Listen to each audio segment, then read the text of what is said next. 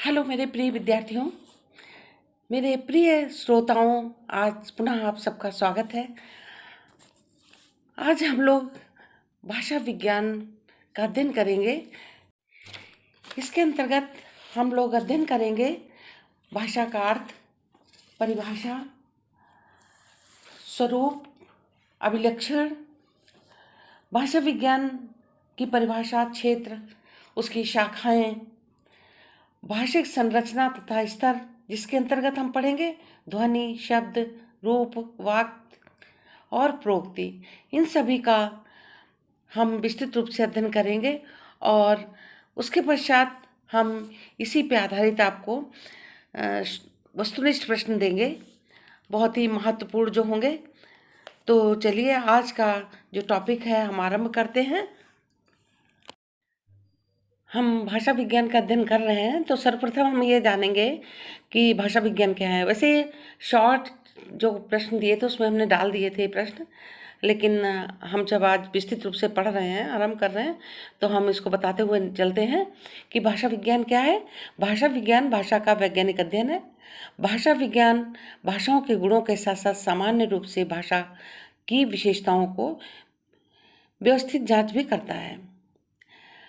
भाषा विज्ञान की परिभाषा, जिस अध्ययन के द्वारा मानवीय भाषाओं का सूक्ष्म विश्लेषणात्मक अध्ययन किया जाता है, उसे भाषा विज्ञान कहा जाता है। दूसरे शब्दों में भाषा विज्ञान वह है जिसमें मानवीय भाषाओं का सूक्ष्म और व्यापक वैज्ञानिक अध्ययन किया जाता है। आगे देखिए, भाषा विज्ञान के प्रकार। भाषा विज्ञान के 3 रूप हैं: वर्णनात्मक भाषा विज्ञान, ऐतिहासिक भाषा विज्ञान और तुलनात्मक भाषा विज्ञान। आरंभ में बताया था हमने आपको, और अब ये विस्तृत रूप से हम लोग पढ़ रहे हैं। तो वर्णनात्मक भाषा विज्ञान क्या है? वर्णनात्मक भाषा विज्ञान का एक उपक्षेत्र है। क्या है वर्णनात्मक भाषा विज्ञान? क्या है? भाषा विज्ञान का एक उपक्षेत्र है जो संरचनात्मक शब्दों में भाषा का अध्ययन और वर्णन करता है। भाषा विज्ञान भाषा और बोली प्रणालियों के वर्णन पर जोर देता है। वर्णनात्मक भाषा विज्ञान को समकालिक भाषा विज्ञान के रूप में भी जाना जाता है। वर्णनात्मक भाषा विज्ञान सभी भाषाओं में रुचि रखता है, न कि केवल एक भाषा जिनके ऐतिहासिक परिवर्तन ज्ञात हों। और इसके बाद आता है ऐतिहासिक भाषा विज्ञान। ऐतिहासिक भाषा विज्ञान क्या है? ऐतिहासिक भाषा विज्ञान भाषा का ऐतिहासिक अध्ययन करता है। यह उन तरीकों पर गौर करता है जिसे भाषाएं बोलियों में अलग हो जाती हैं, जो पर्याप्त समय दिए जाने पर अलग अलग भाषाओं में विकसित हो सकती है। यह वे तरीके जिनमें एक भाषा दूसरी भाषा के विकास को प्रभावित कर सकती है। ऐतिहासिक भाषा विज्ञान को भाषा की अनुवांशिकी के रूप में वर्णित किया जाता है। यह कई महीनों में वास्तविक अनुवांशिकी के रूप के अनुरूप है। इसके बाद आपका तीसरा आता है तुलनात्मक भाषा विज्ञान। तुलनात्मक भाषा विज्ञान ऐतिहासिक भाषा विज्ञान की एक शाखा है जो 2 या 2 से अधिक भाषाओं की तुलना करके उनकी ऐतिहासिक संबद्धता को स्थापित करने से संबंधित है। तुलनात्मक भाषा विज्ञान का उद्देश्य भाषा परिवारों का निर्माण करना, प्रोटो भाषाओं का पुनः निर्माण करना और उन परिवर्तनों को निर्दिष्ट करना जिनके परिणाम स्वरूप प्रलेखित भाषाएं बनी हैं। प्रलेखित शब्द का अर्थ आप जानते हैं? प्रलेखित शब्द, ये शब्द आने से आपको थोड़ा सोच में पड़ सकते हैं। तो प्रलेखित शब्द का अर्थ है किसी चीज को दस्तावेज, लिखित रूप या प्रमाण के रूप में दर्ज करना। इसका प्रयोग आमतौर पर ऐसी जानकारी, तथ्य या घटनाओं के संदर्भ में किया जाता है जो आधिकारिक रूप से लिखित रूप में सुरक्षित की गई हों। लिखित शब्द का अर्थ किसी चीज को दस्तावेज का लिखित रूप या प्रमाण के रूप में दर्ज करना। इसका उपयोग आमतौर पर ऐसी जानकारी, तथ्य या घटनाओं के संदर्भ में किया जाता है जो आधिकारिक रूप से लिखित रूप में सुरक्षित की गई हों। अब ये थे आपके भाषा विज्ञान के प्रकार। अब हम भाषा विज्ञान के अंग के विषय में विस्तृत रूप से पढ़ेंगे। भाषा विज्ञान के निम्नलिखित अंग हैं, जैसे हमने बताया था: ध्वनि विज्ञान, पद विज्ञान, वाक्य विज्ञान, अर्थ विज्ञान, बोली विज्ञान, कोश विज्ञान। और कोश विज्ञान ना होना चाहिए, यहाँ पे शायद दूसरा होना चाहिए। तो ध्वनि विज्ञान सर्वप्रथम आता है। ध्वनि विज्ञान क्या है? ध्वनि विज्ञान, इसके लिए दो शब्दों का प्रयोग किया गया है अंग्रेजी में, फोनोलॉजी और फोनेटिक्स। फोने शब्द का अर्थ ध्वनि, विज्ञान के लिए अंग्रेजी का फोनेटिक शब्द ही अधिक लोकप्रिय है। फोनेटिक्स के अंतर्गत ध्वनि की परिभाषा, संबंधित दुनिया का विवेचन, दुनिया के उत्पादन, भाषा की दुनिया का उत्पादन, वाक्यांश ध्वनि का उद्भव और विकास, भाषा से संबंधित दुनिया के नियम आदि आते हैं। और ध्वनि को अंग्रेजी भाषा में फोने कहते हैं। ध्वनि विज्ञान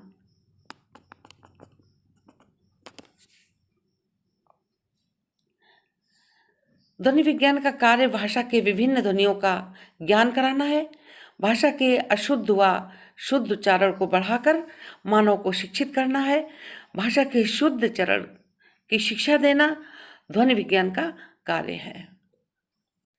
अब हम भाषा विज्ञान में ध्वनि विज्ञान का महत्व, इसमें कुछ स्पेलिंग मिस्टेक हुई है, आप समझने का प्रयत्न करें कि जैसे मैं है, यहाँ मैं नहीं होना चाहिए, मैं होना चाहिए था, ऐसे यहाँ ध्वनि होना चाहिए, ध्वनि की जगह। तो भाषा विज्ञान में ध्वनि विज्ञान का महत्व, भाषा में शुद्ध उच्चारण की शिक्षा देना ध्वनि विज्ञान का कार्य है। ये हमने अभी आपको बताया था। ध्वनि विज्ञान बताता है कि वाक्य यंत्र के किस भाग से कौन सा शब्द उच्चारित होता है। शुद्ध उच्चारण, अशुद्ध उच्चारण का ज्ञान मानव जीवन के लिए आवश्यक है, जो ध्वनि विज्ञान से ही संभव है। ध्वनि विज्ञान प्रत्येक भाषा के उच्चारण की शिक्षा देता है। ध्वनि विज्ञान ही संसार की विभिन्न भाषाओं के ज्ञान के लिए उपयोगी है। पहले ध्वनि विज्ञान के माध्यम से भाषा का उच्चारण ठीक प्रकार से ज्ञात किया जाता है। तत्पश्चात वर्णों का सूक्ष्म ज्ञान, सूक्ष्म माने बहुत बारीकी से ज्ञान प्राप्त करके लिपि चिन्हों को तदनुरूप पहचान की जाती है तथा लिखा जाता है। शुद्ध लेखन के लिए शुद्ध उच्चारण अत्यंत आवश्यक है। ध्वनि विज्ञान हमें बताता है कि आज तद्भव रूप है, जो पहले तत्सम थे, किस प्रकार थे, उनका विकास कैसे हुआ। ध्वनि विज्ञान से ही हम प्राचीन भाषा को ज्ञात कर सकते हैं। ध्वनि विज्ञान ही शब्दों के बिगड़ते बनते रूपों की जानकारी देता है। ध्वनि विज्ञान के माध्यम से ही आज देवनागरी लिपि के अनुनासिक वर्ण, जैसे ये ड़ा, या, ड़ा, नामा, जो स्पर्श व्यंजन होते हैं, उसका पांचवा जो वर्ड होता है वो अनुनासिक वर्ड होते हैं। तो आधुनिक हिंदी में अनुस्वार के रूप में प्रयोग किए जाते हैं। जो अनुनासिक वर्ड हैं वो आधुनिक रूप में अनुस्वार वर्ड कहा जाता है। और अब हम भाषा विज्ञान में ध्वनि विज्ञान का महत्व, इसमें कुछ स्पेलिंग मिस्टेक हुई है, आप समझने का प्रयत्न करें कि जैसे मैं है, यहाँ मैं नहीं होना चाहिए, मैं होना चाहिए था, ऐसे यहाँ ध्वनि होना चाहिए, ध्वनि की जगह। तो भाषा विज्ञान में ध्वनि विज्ञान का महत्व, भाषा में शुद्ध उच्चारण की शिक्षा देना ध्वनि विज्ञान का कार्य है। ये हमने अभी आपको बताया था। ध्वनि विज्ञान बताता है कि वाक्य यंत्र के किस भाग से कौन सा शब्द उच्चारित होता है। शुद्ध उच्चारण, अशुद्ध उच्चारण का ज्ञान मानव जीवन के लिए आवश्यक है, जो ध्वनि विज्ञान से ही संभव है। ध्वनि विज्ञान प्रत्येक भाषा के उच्चारण की शिक्षा देता है। ध्वनि विज्ञान ही संसार की विभिन्न भाषाओं के ज्ञान के लिए उपयोगी है।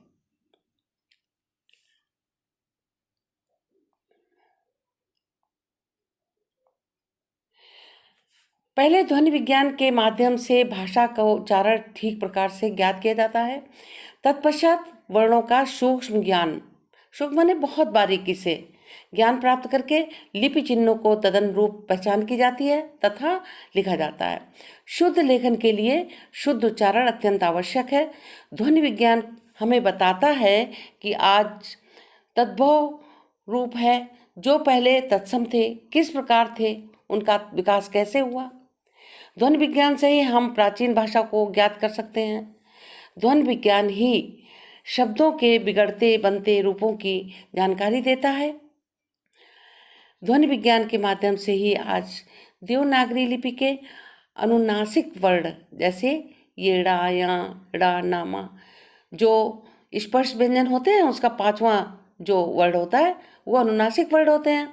तो आधुनिक हिंदी में अनुस्वार के रूप में प्रयोग किए जाते हैं। जो अनुनासिक वर्ड हैं वो आधुनिक रूप में अनुस्वार वर्ड कहा जाता है। ये था आपका ध्वनि विज्ञान का महत्व। आगे देखिए, अब देखिए शब्द विज्ञान। वर्णों के सार्थक समूह को शब्द कहते हैं।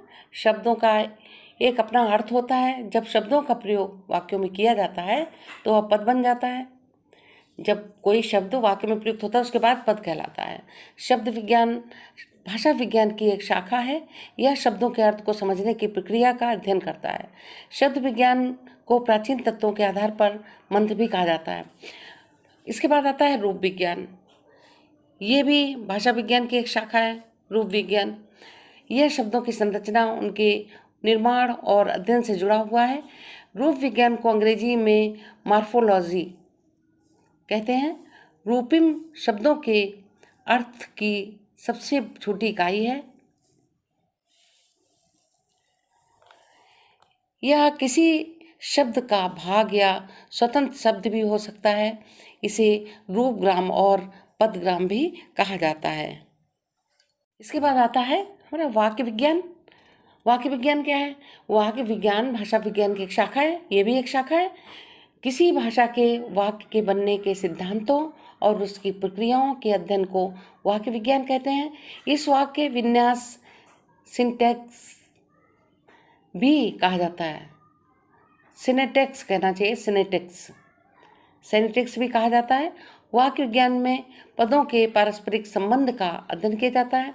वाक्य विज्ञान में वाक्य गठन या पद से वाक्य बनाने की प्रक्रिया का अध्ययन किया जाता है।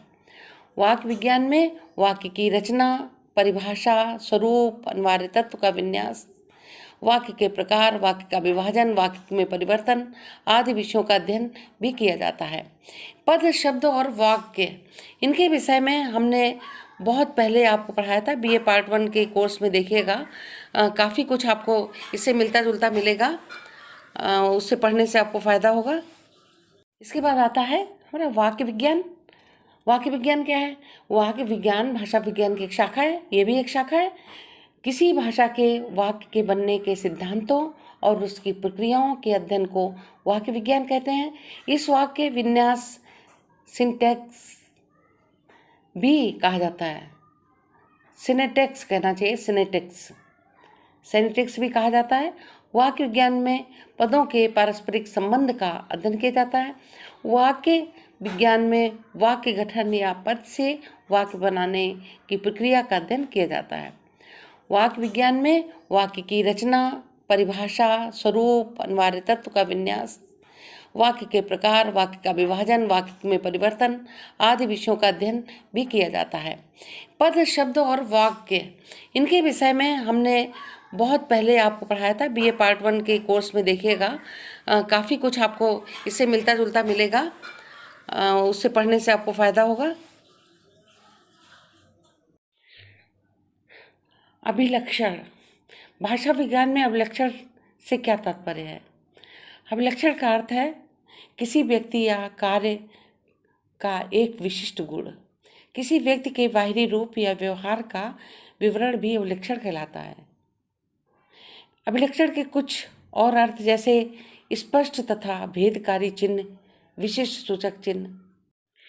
भाषा विज्ञान में प्रोक्ति क्या है? भाषा विज्ञान में वाक्यों के उस समूह को प्रोक्ति कहते हैं जिसमें कई वाक्य आपस में जुड़कर अर्थ और संरचना के हिसाब से एक इकाई बन जाते हैं। दूसरे शब्दों में किसी बात को कहने के लिए प्रयुक्त वाक्यों के उस समुच्चय को प्रोक्ति कहते हैं जिसमें एक से अधिक वाक्य आपस में सुसंबद्ध होकर अर्थ और संरचना की दृष्टि से एक इकाई बन जाते हैं। प्रोक्ति दो प्रकार के होते हैं, वार्तालाप और एकालाप। वार्तालाप में एक से अधिक अर्थात कम से कम 2 प्रतिभागियों का होना आवश्यक है। प्रोक्ति के 2 प्रमुख प्रकार हैं, वार्तालाप और एकालाप। वार्तालाप किसे कहते हैं? वार्तालाप में एक से अधिक अर्थात कम से कम दो प्रतिभागियों का होना आवश्यक है, वक्ता और श्रोता। वार्तालाप में वक्ता और श्रोता भाव विचारों का आदान प्रदान करते हैं। आदान प्रदान के इस क्रम में दोनों की भूमिका परस्पर बदलती रहती है। कभी वक्ता श्रोता बन जाता है तो कभी श्रोता वक्ता बन जाता है। इस प्रकार दोनों के बीच उत्तर प्रति उत्तर को वार्तालाप कहते हैं। जैसे पति बोला, पत्नी से जरा सुनती हो? पत्नी ने उत्तर दिया, क्या हुआ? पति बोला, एक गिलास पानी ला दो, बड़ी प्यास लगी है। पत्नी, खुद ले लो, मैं रोटी बना रही हूँ। पति, बस आज दे दो, कल से मैं खुद ले लिया करूँगा। पत्नी, अच्छा तो कल कब आएगा? तो ये क्या हुआ? आपस में वार्तालाप हो रहा है, तो ये ही वार्तालाप है। और एकालाप में एक व्यक्ति वक्ता और श्रोता दोनों की भूमिका निर्वाह करता है, क्योंकि इसमें वक्ता और श्रोता दोनों ही एक होते हैं, चाहे वह एक ही व्यक्ति क्यों न हो। जब स्वयं व्यक्ति बोलता है, वक्ता होता है, और श्रोता खुद भी होता है, तो यहाँ पर इस एकालाप भी कहलाता है। अब प्रोक्ति की विशेषताएं, कुछ प्रोक्ति की विशेषताएं। प्रोक्त वाक्यों का वह समूह होता है जिसमें कई वाक्य होते हैं, आपस में जुड़े होते हैं। प्रोक्ति में वाक्य का संयोजन और क्रम होता है। प्रोक्ति दो प्रकार का होता है, वार्तालाप और एकालाप। प्रोक्ति में वाक्य आपस में तो सुसंबद्ध होते हैं।